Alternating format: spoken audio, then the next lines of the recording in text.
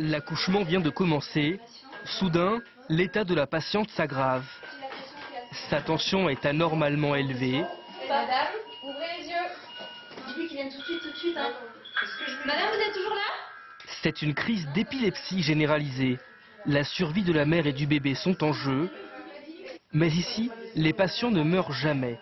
Car Anita est un mannequin bardé d'électronique. Eh bien, madame, vous allez sentir de moins en moins vos jambes. Vous allez ne plus arriver à les bouger, c'est normal. D'accord? On s'y croirait, hein. Oui. Oui, c'est... La simulation, c'est... On est comme dans une situation réelle. Souvent, les gens disent que non, mais en fait, avec le stress, on oublie vite que c'est des mannequins. Allez-y, on va pousser, vous prenez plein d'air. Et voilà, voilà votre bébé. La naissance, un événement extraordinaire.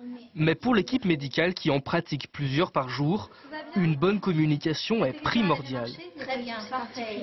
Elle n'a pas eu mal. D'accord. Bon, mais félicitations, madame. Eh ben, ça nous prépare à la vraie vie, aux vrais accouchements. Et ça nous permet de travailler ensemble et de voir comment ça s'articule, nos deux professions.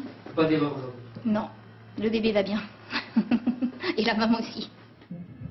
Une salle d'accouchement 100% numérique.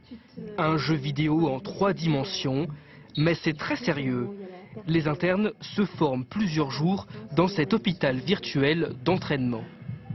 L'alternative qu'on utilisait auparavant, c'est que les internes en formation se formaient essentiellement sur des patients.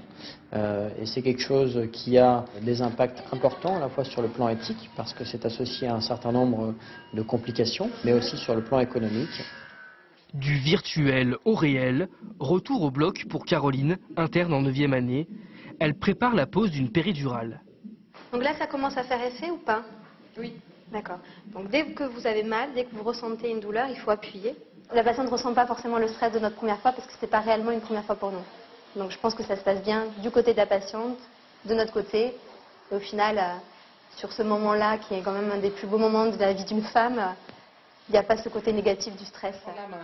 La formation des jeunes médecins par la simulation est en plein développement.